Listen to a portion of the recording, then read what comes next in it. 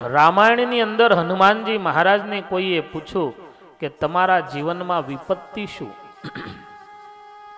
હનુમાનજી મહારાજે બહુ વિચાર કર્યો. હનુમાનજી દાદા એમ કે આમ તો મારા જીવનમાં કોઈ વિપત્તિ નથી, કોઈ દુઃખ નથી.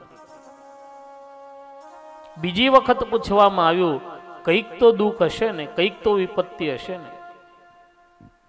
ત્યારે હનુમાનજી મહારાજે કહ્યું, કહ હનુમંત વિપત્તિ પ્રભુ સોઈ, જબ તબ સુમિરન ભજન ન હોય.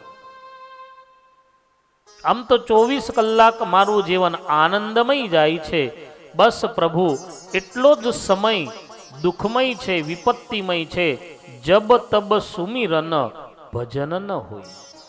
જેટલો સમય તારા ભજન સિવાયનો જાય એટલો સમય મારા માટે વિપત્તિનો છે.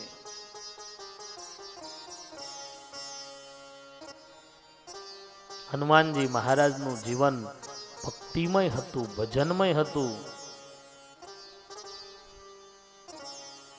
તુમરે ભજન રામ કો પાવય, જન્મ જન્મ કે દુઃખ બિસરાવય.